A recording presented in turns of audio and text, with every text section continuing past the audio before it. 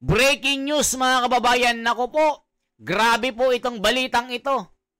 Ang hula kay BBM, panoorin nyo. Ang sabi dito, lahat nagkatotoo.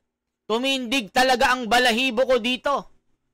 Pati ako mga kababayan ha, nung napanood ko ito, ibang-iba ang pakiramdam ko. Tumayo ang mga balahibong pusa ko. Mga kababayan, matindi. Talagang si ate pinanindigan na wala siyang kinikilingan, wala siyang manok-manok. Trabaho lang. Kanyang babasahin ang mga lumalabas na braha o tarot dito sa kanyang nakikitang kapalaran ni BBM. So dito mga kababayan, kayo ang humusga kung totoo ang mga sinasabi niya. O mga basher, mga trolls, sinasabihan nyo na bayaran si ate. Eh kung loyalista kayo, bawal kayo dito. Mga kababayan, dahil si ate nagsasabi lang ng mga babala o payo. Nako, meron siyang revelasyon.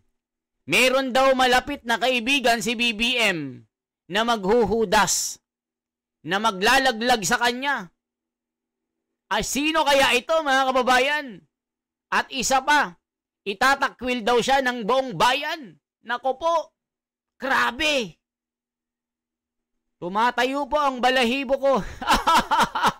Mga kababayan, matindi. So eto na si ate, bibira na. O, payo ko ha, kung hindi mo gusto ang video na ito, i-skip mo na. Kasi hindi para sa'yo ito. Eh di ba merong malaking rally ngayon na tinatakot pa nila ang mga dadalo na huhulihin daw sila pag pumunta sa Menjola. Walang permit, kulong. Itong sinabi ni John Vic Rimulya na maraming bumatikos dito. Kasi nga para doon nananakot. So ngayon mga kababayan, dahil nga po sa mga maling desisyon ni BBM, eh masisira daw ang imahe. At ang kanyang karir sa politika, maglalaho. Halaka, grabe si ate naman. Totoo kaya ang hula ni ate? Eh di ba may hula si Nostradamus kay BBM? Na pag siyang naging pangulo, lahat ng mga Pilipino, maliit malaki, ay yayaman at gaganda ang ekonomiya ng Pilipinas. Pero si ate, mga kababayan, nagbabala kay BBM kung hindi niya susundin ito. Ito na ang pagkasira ng pamilya Marcos at hindi na makakabalik sa larangan ng politika. Grabe si ate, no? Ginagalit yung mga loyalista. Eh, syempre, matutuwa dito, DDS, mga kababayan. Marami ng basher si ate. Sinasabihan na bayaran. Pero umamin si ate, mga kababayan. Ang manghuhulang ito. Wala po siyang kinikilingan. Wala siyang manok-manok. Wala siyang parti-partido. Siya lang ay gumagawa ng hula na nasa sa inyo na kung totoo, kung paniniwalaan nyo o hindi. Basta, ito ang nakikita niya sa mga mahihiwagang braha niya. Kaya mga kababayan, ito na po. Kita-kita tayo sa November 16, 18. Mga kababayan, grabe mga hula ni ate. Nakakagulat. Malagim na kinabukasan ni BBM. Sasabihin niya, ito ay isang babala. Kaya panoorin natin, ihanda ang kapeng mainit, isang pandesal, okay na. Tapos mag-like, mag-share, mga kababayan.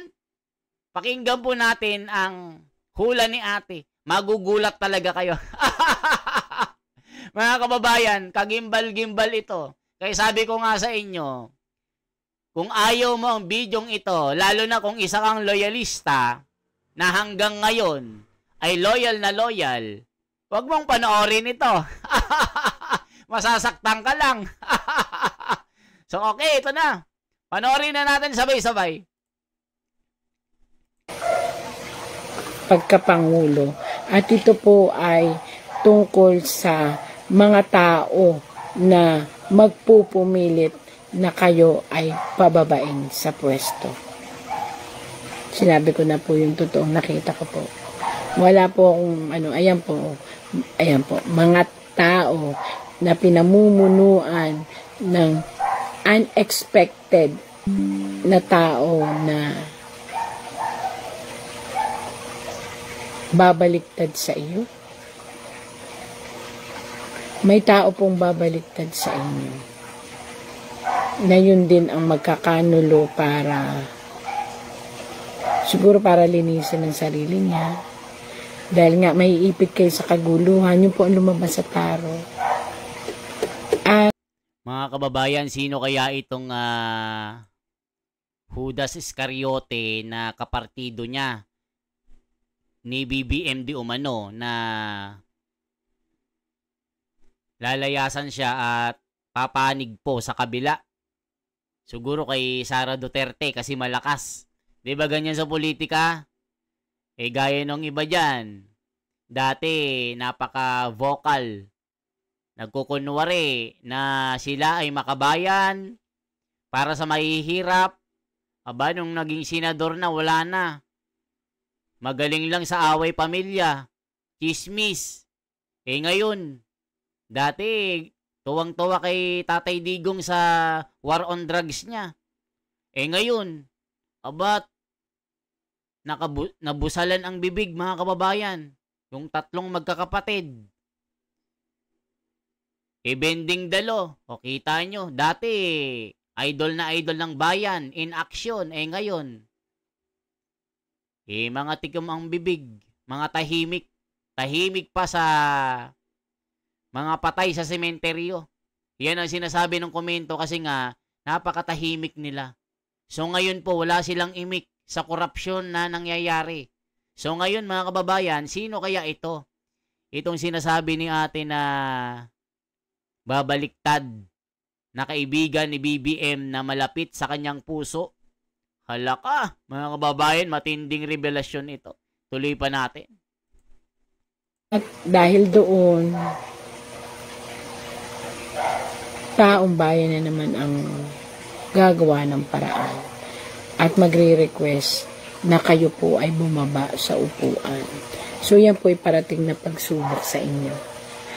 Para po hindi na mangyari yan, ang clue, pag-isipang mabuti. Kung maiisip nyo po, hindi ako against, wala akong against. Ako po nagbabasa lang at ibinibigay lang ng tarot ang kasagutan kung paano mababawasan po yung sitwasyon na yan. Ibig sabihin, pag-isipang mabuti lahat ng desisyon. Hanggat maaari, parang pagkain mo yan eh. Hanggat maaari, ikaw ay umiwas sa sobrang anghang. Napasok ka na nung una, wag mo nang ulit piliting hawakan. So yung mga hindi po ako nakikialam, nagbibigay lang po ako ng payo. Yung mga kasamang mga nagsasalita sa inyo na, ganito, ituloy ito, ituloy nyo ang impeachment, ito naman isa, request for impeachment. Tandaan nyo po, napaso na kayo sa ama. Huwag nyo nang hayaang mapaso ulit kayo sa anak. Nakita nyo, napakinggan nyo po mga kababayan. Di ba yung ginawa nila kay PRRD? Pinahuli, pinakidnap, kinulong sa ICC. So ngayon, nasakta ng mga Pilipino. So sabi ni ate, huwag mong hayaan na magaya sa kanyang tatay itong anak. Kasi lalong gugulo, magkakagulo ang mga Pilipino. Dito ka masisira. Ito sabi ni ate, hindi ako ha. Umamin si ate, wala siyang kinikilingan. Nagbabasa lang daw siya ng tarot card. Kaya kung loyalista ka, hindi para sa'yo to. Magugulat kayo. Ayaw nyong pakinggan si ate. Sasabihin nyo, bayaran. Magkano binayad sa'yo?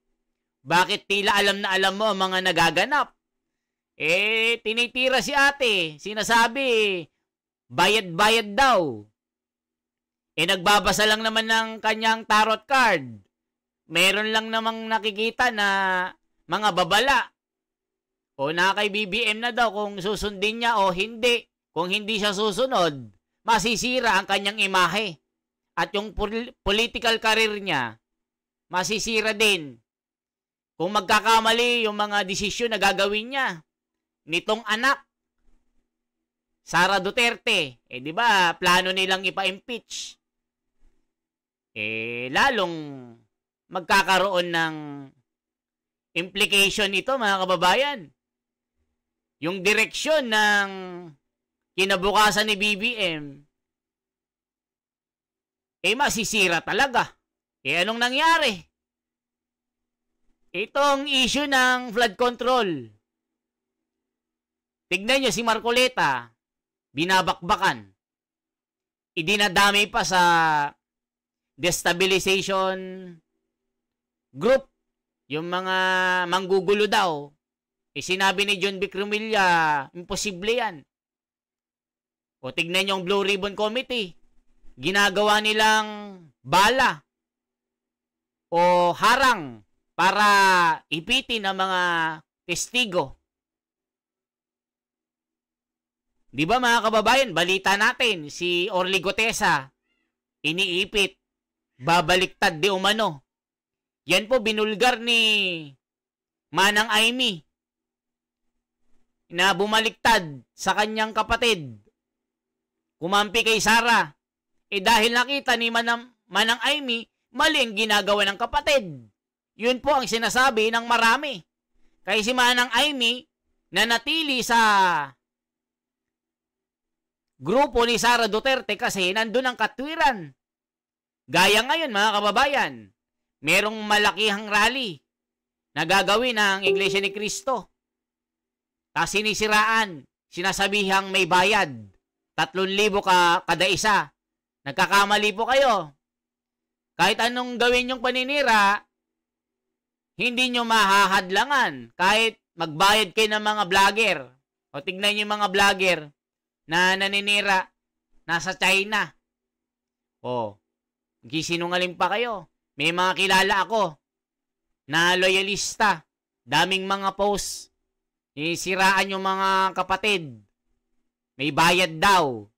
Paid rally daw. Mahiya-hiya kayo. Kahit anong gawin yung paninira, habang sinisiraan nyo ang kapatiran, lalong nag-aalab at lalong nagkakaisa. Transparency and accountability for better democracy. Milyon-milyon po ito. Mula Luzon, Visayas at Mindanao, nakaredy na. Simula Linggo ng madaling araw, or yung mga taga Mindanao, nasa Quirino na ngayon, mga kababayan.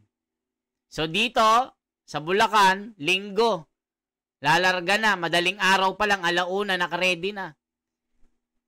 Mula Ilocos sa mga kapatid, Nueva Ecija, Zambales, Bulacan, Isabela, Cagayan, Apari, buong Pilipinas po, magtitipon-tipon. Isisigaw ang tinig ng karunungan o tinig ng katarungan. Mga kababayan, kaya kung kayo naninira, iyak na lang kayo, mga trolls. Wala na kayo magagawa. So ngayon, kung loyalista ka, itong video na ito, i-skip mo kasi iiyak ka dito. Mga kababayan, tuloy natin. O nang sabi, kung magkakamali si BBM sa kanyang mga desisyon, masisira talaga siya. At kakamuhian ng buong bayan. Ito, sabi ni ate, grabe, nakakagimbal po ito. Talagang malagim na hula ito laban kay BBM. Naku po, mga kababayan ko, ito na. Pag-aralang mabuti. Again and again po. pag nagkamali po kayo ng desisyon, Mr. President, pagbagsak po ito ng political career ng pamilya. Ito po yung naitarot ko na rin po dati kay Ma'am Amy Marcos na mahihirapan. Kung napansin nyo dati ang taas ng rating niya, tapos pumasok siya nitong huli, tapos inendorso pa po ng ating Ma'am Sara Duterte. So ibig sabihin po noon, nanganganib na mawalan ng, hindi naman po lahat kasi, yun sinasabi ko, hindi naman po lahat ng tao ay nagagalit. Pero, karamihan po ng tao nag-iisip na masyado na pong personal, nawawala na po yung batas. So, dun po nakakatakot. Baka biglang, yun din po ang magbigay ng trigger para ang mga tao ay mag-aklas. Kaya sana po pag-isipang mabuti. Pag-isipang mabuti po, kasi ako para sa ikabubuti ng lahat.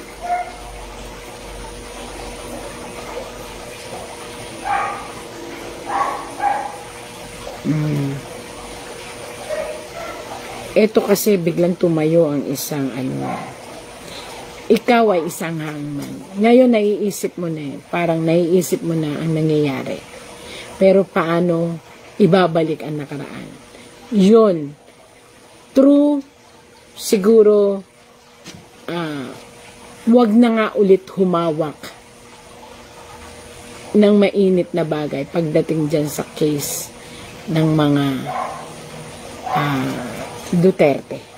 Yun lang po talaga ang makakapag-bagdam ng inyong karir. Ano ba yan? O nakita nyo po, narinig nyo po. Dito kasi ang sasalba lang ng karir ni BBM, ni Pangulong Bongbong Marcos. Kung ito man ay totoo o hindi, kayo na humusga. Anong masasabi nyo? May kapangyarihan pong Pangulo para pabalikin si Tatay Digong sa Pilipinas. Meron po siyang kontrol dyan. Dito kasi nasira ang imahe ni Pangulong Bongbong Marcos sa kanyang pagpapahuli kay PRRD. Pinahuli sa ICC. Kung anong nangyari? Nagkawatak-watak ang mga Pilipino. Talagang maraming nasaktan. Maraming nagdalamhati, maraming nalungkot. Isang Pilipinong presidente na gumawa lang ng kanyang trabaho. Ipinahawak, ipinadakip at iprineso doon sa ICC. So ang Pilipinas, naging tao-tauhan ng banyaga. Tila nawalan ng saysay yung batas ng Pilipinas at yung kasarinlan ng Pilipinas bumaba, nagpaalipin sa ibang bansa. Yan ang sinasabi ng mga pumapanig po sa katwiran, yung mga netizen na nagko-comment, mga kilalang komentarista, political analyst, at mga kilalang tao. Tignan nyo mga kababayan, bumagsak ang ekonomiya ng bansa, pagtaas ang dolyar mula piso. Magkano na ngayon? Magsi-60 na yata. Kung tataas ang dolyar kontra piso, mahihirapan ng mga Pilipino, tataas ang mga bilihin, presyo ng mga pangunahing pangangailangan sa pang-araw-araw. Tapos makikita, nagrarally po ang mga Pilipino, nagpoprotesta, dahil po nakikita nila, hindi umiiral ang pantay na pagtingin ng batas. Kung mayaman ka, bilyonaryo ka, nasangkot ka sa mga anomalyang ito sa flood control issue, yung mga testigo ang iniipit, mga testigo ang kinakasuhan. Pero yung mga magnanakaw, ayun, pahele-hele, bakasyon, nagkakape ng Starbucks, mamahaling kape. Di ba mga kababayan? So dito, sabi ni ate, mag-iingat sa kanyang desisyon. Gawin ang tama. Kasi pag nagkamali ka ngayon, tiyak, babagsak ang karir mo. Yan ang sinasabi ni ate na manghuhula. Si Nostradamus kasi ng mga kababayan noon, sa kanyang mga hula, sa kanyang mga libro na sinulat sa iba't ibang wika na naisalin na po sa Pilipino, matagal na po siyang nabuhay, mga kababayan, 15th century pa ito, na sinasabi na mayroong magiging Pangulo ng Pilipinas sa malayong silangan. Tatayo ito, isang lalaki ito, ibabangon niyang Pilipinas, babalik sa dating kasikatan, gaganda ang buhay ng bawat isang Pilipino, titingalain ng mga bansa, magiging superior ito sa malalaking bansa. Pero baliktad, mga kababayan. Baliktad ang nangyayari. Nag-aaklas sa mga Pilipino dahil sa mga nangyayaring issue ng mga pagnanakaw ngayon. Tignan nyo po. Kaliwat kanan po ang mga protesta dahil po sa korupsyon. Yung mga salarin, walang nangyayari. So balita natin, si Gutesa babaliktad daw. Gaano kaya katotoo ito, mga kababayan? O, di ba? Ito pa po, tuloy pa natin. Ako, nakakakilabot po ito. Ito po. Bakit kasi ano na lang? Wow. Isang babae sa family ang sana pagsabihan din na mag-slow down ng mga desisyon. Kasi ang mga decision making na gagawin for this year ay struggle. So, ibig sabihin, kung ano man ang desisyon at ano man ang mangyayaring gawain ninyo, kayo po ay mapupunta sa isang negative position of life. Ibig sabihin noon, kung makikita nyo po, may evil. Ibig sabihin, lahat ng desisyon na gagawain ninyo na hindi talaga pag-iisipan at lalo na't mapapansin ng taong bayan ay pagbagsak po ng political career ninyo. O, kita nyo, mga kababayan, sino kaya itong malapit sa buhay ni Pangulong BBM na payo ng payo? Kasi syempre, merong parang nagiging advisor. Sino kaya itong malapit sa buhay niya na isang babae? Hulaan nyo po, mga kababayan, kung sino ang nagdidikta sa kanyang buhay na gumawa ng mga desisyon. Sino kaya ito na ikasisira ng kanyang political career? Na masisira ang pamilya Marcos. Dahil dito, magagalit ang taong bayan. Mag-aaklas sa mga Pilipino. Nakita nyo po, mga kababayan.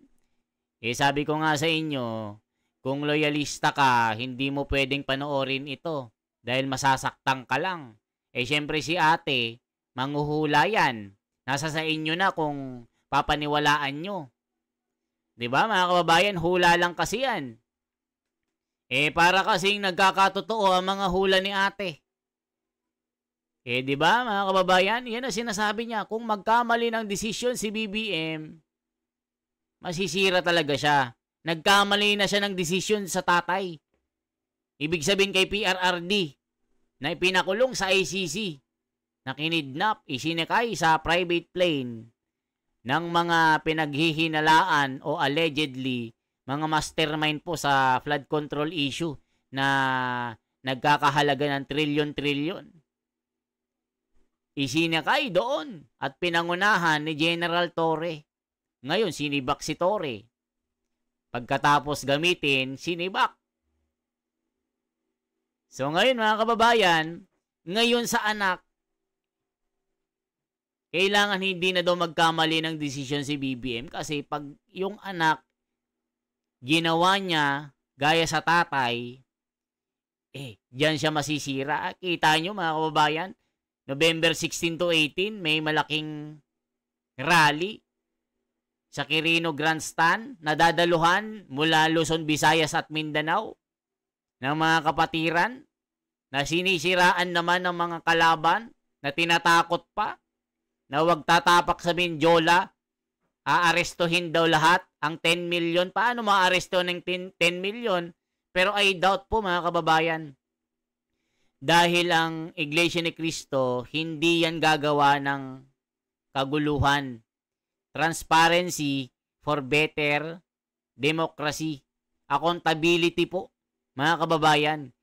Sisigaw po ng katarungan. Iisang tinig ng katarungan. Di ba mga kababayan? Tas ngayon, sisiraan nyo. Sasabihin nyo, binayaran. Nagpapagamit sa politiko.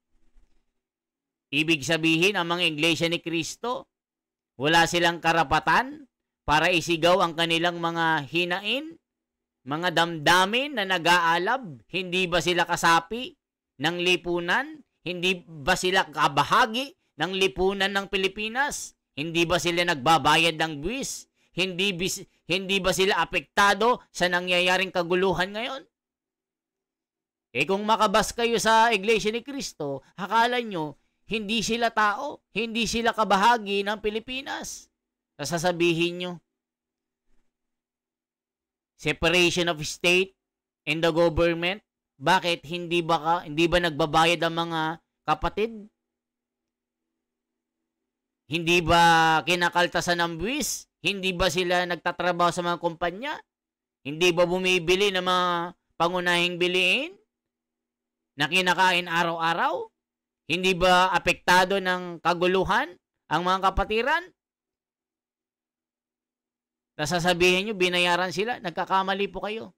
Mga trolls, mga basher, may mga kakilala ko, panay bash sila.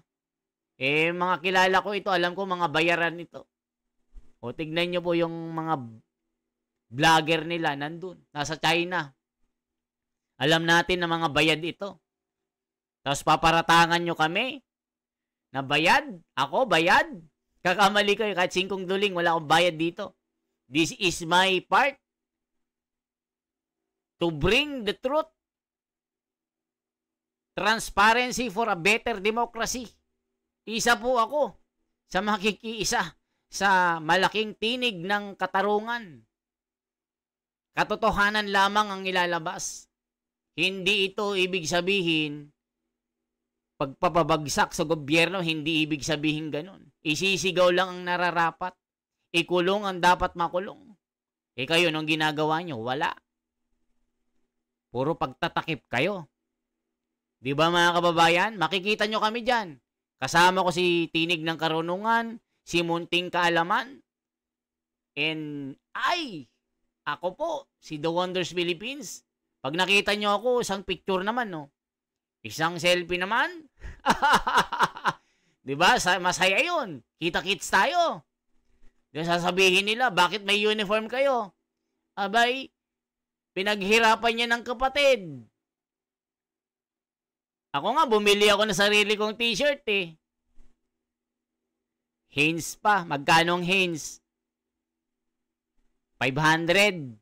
Oh, bakit ako mag-e-effort nun? Kasi nga, alam ko na isa ako sa pamamahala, isa ako sa isang katawan. Hindi nyo kasi alam eh. Bakit nag-e-effort ang kapatid pagka may mga ganitong tagubilin o pagkakaisa na kailangan gawin? Hindi nyo kasi alam eh. Ang doktrina po sa loob eh.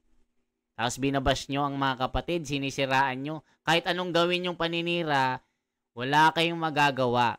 Matutuloy at matutuloy ito. Habang inaapi nyo ang mga kapatid, dun naman lumalakas at nagkakaisa. Di ba mga kababayan? Hindi ako magsasabi sa inyo ng masama. Pero sana makita nyo ang totoo. Ang katotohanan na umiiral sa ating bansa na merong pagtatakip, hindi nagagawa ang tamang batas. Maling katwiran ang umiiral. Tignan nyo si Marcoleta, iniipit, sinisiraan, dinidiscredit. Imbes na tumbukin yung mga magnanakaw, yan ang gusto ni Marcoleta na tahakin, pero yung dalawa, yung hari ng Blue Ribbon Committee, yung presidente ng Senate, anong ginagawa nila? Pinagtatakpan nila. Yan po ang ginagawa nila. Kaya nga mga tao ngayon, galit na, kita nyo. Napakarami na. Hindi lamang Iglesia ni Cristo ang magrarally dito. Marami. Muslim, born again, protestante, katoliko, Sabatista, KOJC, JIL, mga pribado at publikong mga tao. Mga negosyante, sasama na. Oh, sama-sama na, November 16 to 18, iba pa yung November 30. Araw ng mga bayani ba ito? Bonifacio Day ba ito, mga kababayan? O, tuloy pa natin ito. Ayan po.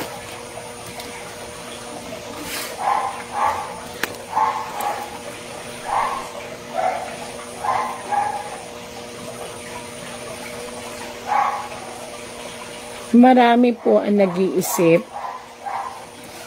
na ito po na magsama-sama para po lumapit sa inyo at hilingin na ihinto na ang anumang bagay tungkol sa kaguluhan na kinasasangkutan ng tungkol sa ICC po. So, kung ang payo po sa inyo ng tarot, kung kaya nyong ibigay, ano ba ang kailangan, perma para makalaya, at kung ano po, ito po'y payo lang ng tarot. Para po hindi na tumuloy-tuloy ang dilema ng emosyon ng mga sambayan ng Pilipino. At nakalagay po kasi dito, pag hindi nyo nagawa ng paraan, ang taong bayan ay magiging isang anino. Pag sinabi pong anino, sumusunod, pero maaaring yung pagsunod na yon ay kunwari lamang, tapos maging cause ng big problem ninyo. So, yun po ang sabi. O yan. Mga kababayan, problema ito. Problema ni BBM ito, mga kababayan ko. Pati mga loyalista. Nagagalit na kay ate. Sinasabihan na bayaran. Kasi pag kontra ka, sasabihin bayaran ka. Diba ganyan ang ginagawa nila? Pag kontra ka, bayaran ka na. Ano yun, hindi pwedeng kumontra. Dahil hindi na tama yung nangyayari. O, kita nyo. Mga kababayan. O. Kasi nga, itong ginawa nila kay PRRD, isang malaking kaguluhan ito. Na magkakaroon ng pagkabahabahagi sa mga Pilipino. Malaking gulo ito. Itong ginawa nila. Di ba balita? 3 trilyon ang binadget nila para buwagin ang mga Duterte. O kita nyo ang ginagawa. Una, si Tatay Digong, pinahuli. Ngayon, ang target nila si Sara at yung mga kaalyado. O di ba yung kay Bato, pinaputok, pinasabog nila, meron daw warrant of arrest galing ICC. Pero sinabi mismo nung tagapagsalita ng DILG na secretary, walang kinalaman dapat ang ombudsman. Sabi ni Remulla, meron na daw siyang hawak. Pero sabi nung kapatid, parang wala naman. So, ibig sabihin, sabi ni Manang Aimee, tinatakot si Bato. Baka mangyari daw, may version 2 si PRRD. Baka kidnapin din. O ngayon, gumawa yung Korte Suprema ng isang circular o isang batas na panukala na hindi basta-basta ibibigay ang mga Pilipino sa ICC. Kung nagkasala, dito po lilitisin. O tignan nyo, pero yung iba gustong-gusto na ipakulong doon sa ICC. Banyagang hahawak. Kaya yung soberanya natin, sabi ng iba, aso. Tuta ng banyaga. Di ba mga kababayan, kasi nga, kalaban nila sa politika. So ngayon po mga kababayan, matindi ito. Kung hindi gagawin ni BBM ang mga tamang desisyon, masisira ang kanyang imahe at political career. At taong bayan, isusumpa siya ng taong bayan. Yan ang sinabi ng manghuhula. Hindi natin sinasabi kasi nagre-react lang po tayo dito. 'Di ba, mga kababayan? O bilang Pilipino, anong masasabi mo dito? Anong mare-react mo sa nangyayari ngayon? Wala ka bang parte? Wala ka bang kalayaan na magsabi ng freedom mo, yung freedom of expression? Dahil kasama ka sa nakakaltasan ng buwis, ninanakaw lang nila. Yung mga artista, galit na rin. Pati si Dennis Trillo nagsalita na. Sasama yata sa rally ng Iglesia ni Cristo. Si Daniel Padilla, na kung sino pa yung mga testigo, yun yung kinakasuhan. Pero yung mga mastermind, yun yung VIP. O, diba? Tuloy pa natin.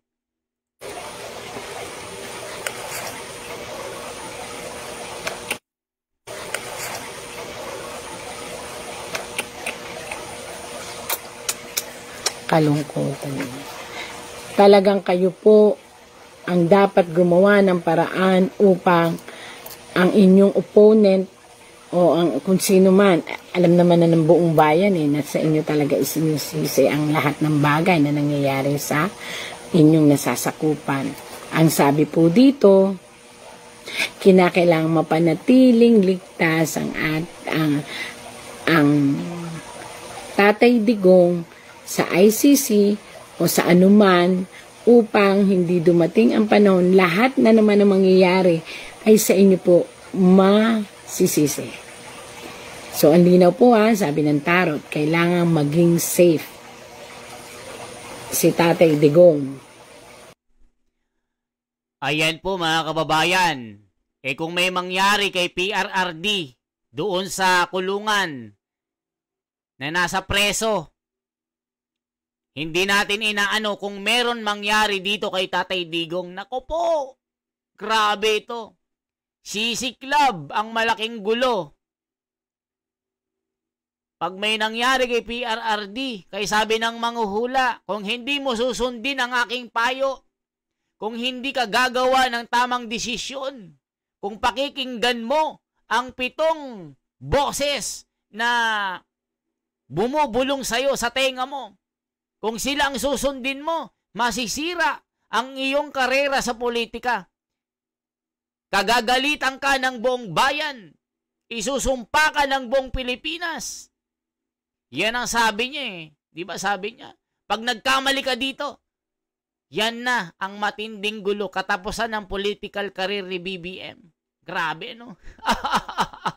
Grabe ito, mga kababayan. Kung loyalista ka, magagalit ka kay ate. Kung DDS ka, matutuwa kayo. Di ba mga kababayan? Kung pabor si ate kay BBM, matutuwa mga loyalista dito.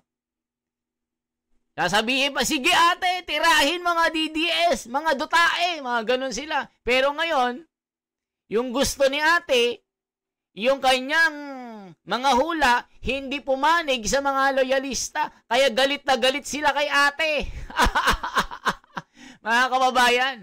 Kaya sinasabihan nila, binayaran si ating manghuhula. Sabi ni ate, hindi. Wala akong kulay-kulay dito. Trabaho lang ito. Ito ang nakikita ko sa mahiwagang bola ng kristal. Babala ito kay BBM. Grabe mga kababayan ko ano. Kayo, humusga. Totoo ba ang mga sinasabi ni ate? Mag-comment kayo mga loyalista. Galit na naman kayo. Mga kababayan, dinudurog nyo mga DDS. Ngayon, dinudurog kayo ni ate. Ano masasabi nyo? Iyak kayo. Kaya sabi ko sa inyo, hindi para sa inyo ang bidyong ito. Iiyak lang kayo. O ang mga family Duterte, kasi lahat po ng mangyayari ay sa inyo isisisi ng taong bayan. Sinusubaybayan po kasi ng taong bayan yan po. Kaya nakatalikod kayo, may hawak na patpat o kahoy kasi ibig sabihin, watch out ang mga tao sa bawat galaw at kilos nyo. So, napakahirap po ngayon dahil talagang dinumero uno, binabantayan ng taong bayan. Kaya kinakailangan pong makagawa kayo ng paraan na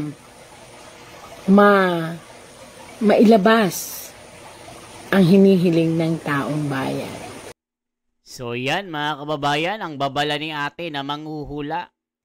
Kung hindi susundin ni BBM, lagot siya. Masisira ang imahe, kung sira na masisira pa. At hindi na siya makakaakyat sa entablado at mawawala na siya sa politika. Sirang-sira na ang kanyang imahe kung magkakamali siya ng mga desisyon ngayon. So kayo naman mga kababayan ko, mga viewers natin, magkomento kayo. Ito naman ang panahon para kayo ang mag-comment. Anong masasabi nyo kay ate? May katotohanan ba ito mga kababayan? O hula-hula lang? Siyempre hula ito. Hula lang ito. Nasa sa inyo na kung maniniwala kayo. Once again, yan lamang po ang ating bahagi. Yan ang ating binigyang reaction ngayon. Isang like naman dyan at isang subscribe kung gusto nyo pang bidyong ito. Magkita-kita tayo sa November 16 hanggang 18. 3 araw po ito. Na pagsigaw ng katotohanan, isigaw ang katarungan, transparency and accountability. Yan lamang po mga kababayan. Mabuhay, ako si The Wonders Philippines. Salamat po.